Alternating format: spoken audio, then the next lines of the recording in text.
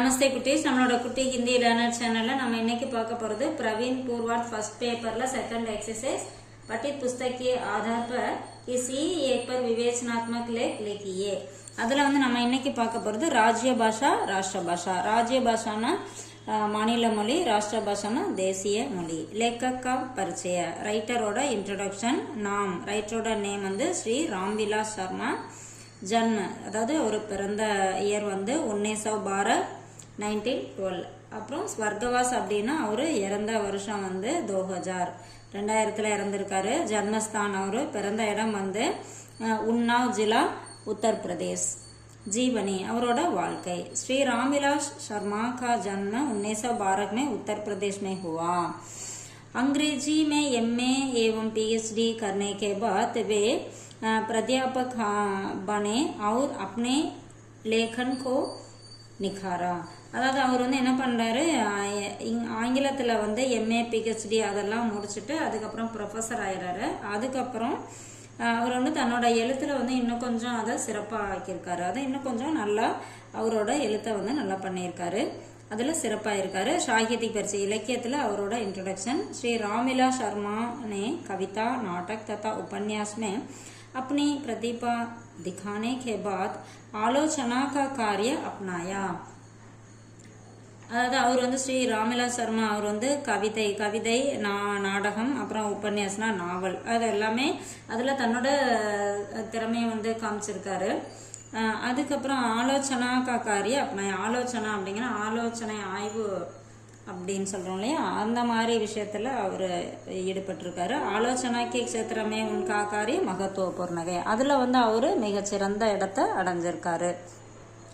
ஆலோசனா அப்படின்னா ஒரு விஷயத்தை பற்றி டீப்பாக ஆராய்ச்சி பண்ணுறது. அடுத்தது ரச்சனா ஏன், அவரோட படைப்புகள் என்னென்ன. பாரதேந்து அவர் உன்கா யுக், பிரேம்சந்த் அவர் உன்கா யுக், பாப்கே புஜாரி, இத்திஹாஸ் தர்ஷன் அவர் கையே. இது இல்லாமல் இன்னும் பல வந்து அவரோட படைப்புகள் அப்படின்னு சொல்கிறாங்க. அடுத்தது லேखा परिचय.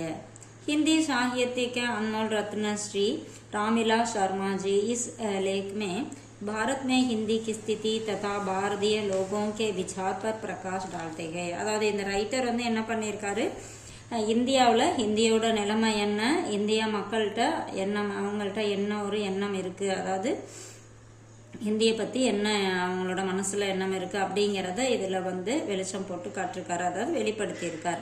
हिंदी भाषा की विशेषता के साथ अंग्रेजी को अपनाया जाने के कारण के बारे में भी वे अपना विचार व्यक्त करते हैं. அதாவது இதில் வந்து இந்தியோட சிறப்பு என்ன அப்படிங்கிறதையும் ஆங்கிலத்தை ஏன் அவங்க ஏற்றுக்க வேண்டிய காரணம் என்ன அதை பற்றியும் இதில் தன்னோட எண்ணத்தை சொல்லியிருக்காரு. गांधी जी और हिंदी, गांधीजियों हिंदियों. स्वतंत्रता संग्राम के समय காந்திஜி ஜீவித்தே, அதாவது சுதந்திர போராட்டத்தப்ப காந்திஜி வந்து வாழ்ந்தாரு. காந்திஜி अंग्रेजी के अच्छे ज्ञान होते हुए भी हिंदी के पक्षधार थे. அதாவது அவர் ஆங்கிலத்தில் மிகச்சிறந்த புலமை வாய்ந்தவராக இருந்தாலும் அவர் வந்து ஹிந்தியை தான் அவர் வந்து ஏற்றுக்கிட்டாரு. வே हिंदी भाषी होकर भी देश की एकता के लिए हिंदी में भाषण देते थे.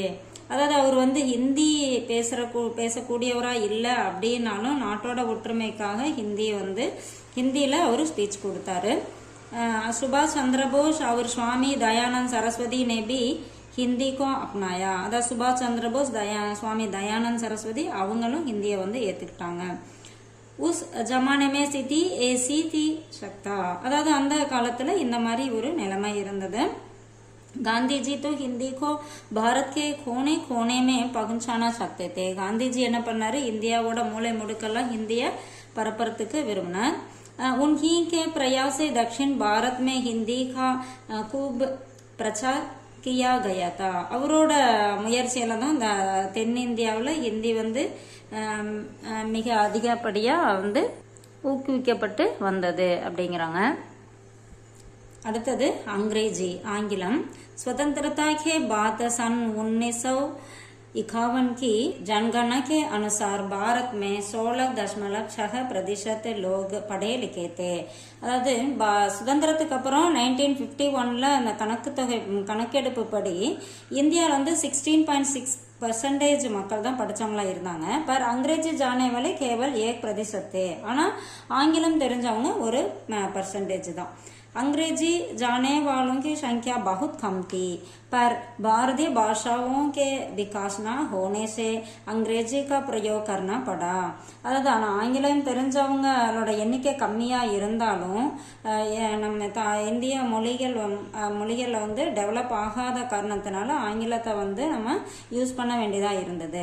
अंग्रेजी के समर्थन में यह कहा गया कि वह अंतर्राष्ट्रीय भाषा है. அதாவது ஆங்கிலத்தை வந்து ஒரு अंतर्राष्ट्रीय அதாவது इंटरनेशनल लैंग्वेज அப்படிங்கிற மாதிரி இருந்துச்சு. साथ ही एक दर्ज भी दिया गया कि हिंदी को राज्य भाषा बनाने से अहिंदी भाषियों पर बोझ पड़ेगा. அதாவது கூடவே இந்த மாதிரி ஒரு விவாதமும் இருந்தது. என்ன அப்படின்னா ஹிந்தி பேசாத ராஜ்யத்தில் வந்து அவங்களுக்கு வந்து இது ஒரு சுமையாயிரும் அப்படிங்கிறதும். भविष्य में अंग्रेजी के जगह सभी भारतीय भाषाएं अपने अपने क्षेत्र में लेंगी. அதாவது இந்தியாவில் ஃபியூச்சரில் என்ன ஆயிரும், ஆங்கிலம் வந்து அந்த இடத்த பிடிச்சிரும், அதாவது மற்ற மாநில மொழிகளோட இடத்த பிடிச்சிரும் அப்படிங்கிற ஒரு தர்க்கம் அதாவது விவாதம் இருந்தது. அடுத்தது பாரதிய பாஷாएं இந்திய மொழிகள். பாரத் கி சபி பாஷாएं அவிக்ஷித் है. இந்தியாவோட அனைத்து மொழிகளும் வந்து டெவலப் ஆகாம இருக்கு. பாரத் பராதீன் हुआ. இந்தியா வந்து அடிமையா இருந்தது. इस कारण यहाँ பாரதிய பாஷாओं की उन्नति अधूरी रह गई. இந்த காரணத்தால இந்தியாவோட எல்லா மொழிகளும் அதோட டெவலப்மெண்ட் வந்து அறகுறையாவே இருந்தது. इसलिए अंग्रेजी को अपनाने की प्रवृत्ति बढ़ी. இதனால ஆங்கிலத்தை வந்து நம்ம யூஸ் பண்ண வேண்டிய ஒரு சூழ்நிலை வந்தது. यह अंग्रेजी प्रेम हिंदी ही नहीं सभी பாரதிய பாஷாओं के विकास में बाधक है. இந்த ஆங்கில மோகம் வந்து ஹிந்திக்கு மட்டும் இல்ல எல்லா இந்திய மொழிகளுக்கும் அது ஒரு தடையா இருந்தது. इस पर सभी भारतीयों को गंभीरता से विचार करना चाहिए. இதனால எல்லா இந்திய மக்களும் தீவிரமா சிந்திக்க வேண்டும் அப்படிங்கிறாங்க. अंग्रेजी जनता पर जबरन नहीं थोपी गई. ஆங்கிலம் வந்து மக்களுக்கு திணிக்கப்படல. फिर भी लगभग हर प्रांत में उसके खिलाफ आंदोलन हुए. ஆனாலும் இது கிட்டத்தட்ட எல்லா பகுதிகளிலுமே இதுக்காக ஒரு போராட்டம் இருந்தது. ஹிந்தி பாரத் கி பரி. ஹிந்தி வந்து இந்தியாவோட ஒரு மிகச்சிறந்த ஒரு விஷயம். பாரதிய பாஷாவும் கி உன்னதி கா காரண் அங்கிரேஜி நஹி ஹோ சக்தி. இந்தியாவோட மற்ற இந்திய மொழிகளோட டெவலப்மெண்ட்டுக்கு காரணம் ஆங்கிலம் இருக்க முடியாது. பாரத் கி ஏக்தா और सूत्रता बनाए रखने में हिंदी का स्थान अद्वितीय है. அதாவது இந்தியாவோட ஒற்றுமைக்கும் ஒரே லாங்குவேஜா கொண்டுட்டு வரதுலையும் ஹிந்தி கா ஸ்தான் அதுல வந்து ஒரு ஹிந்தியோட இடம் வந்து ஒரு மிகச்சிறந்ததா இருந்தது. ராஷ்டிர பாஷா பன்ने की क्षमता கேவல் ஹிந்தி மேகை. அதாவது ராஷ்டிர பாஷானா தேசிய மொழி ஆகிறதுக்கான அந்த திறமை வந்து ஹிந்தி கிட்ட மட்டும்தான், அந்த ஹிந்தி மொழிக்கு மட்டும்தான் இருக்கு. ஹிந்தி கே விகாஸ் கே பினா தேஷ் மே ஏக்தா और एक भाषा का प्रयोग संभव नहीं. அதாவது ஹிந்தியோட டெவலப்மெண்ட் இல்லாம நாட்டோட ஒற்றுமையும் அதோட ஒரே லாங்குவேஜோட உபயோகம் அப்படிங்கிறதும் இம்பாசிபிள் அப்படிங்கிறாங்க. அடுத்தது விசேஷதா. इस कथन से भारत में हिंदी की दशा और दिशा पर प्रकाश पड़ता है. இதன் மூலமா நம்ம ஹிந்தியோட நிலைமை இப்போ என்ன நிலைமை, இதோட போக்கு எப்படி இருக்கும் அப்படிங்கறத இதுல வந்து வெளிப்படுத்தி இருக்காங்க. बहुजन प्रदेश भारत में हिंदी की जरूरत पर प्रकाश पड़ता है. அதாவது நிறைய மக்கள் வாழக்கூடிய இந்தியாவில் ஹிந்தியோட அவசியம் என்ன அப்படிங்கிறதையும் இதில் வந்து வெளிப்படுத்தி இருக்காங்க. இது கொஞ்சம் ஷார்ட் பண்ணி கொடுத்துருக்கேன். உங்களுக்கு ரொம்ப யூஸ்ஃபுல்லாக இருக்கும்னு நினைக்கிறேன். தேங்க்யூ.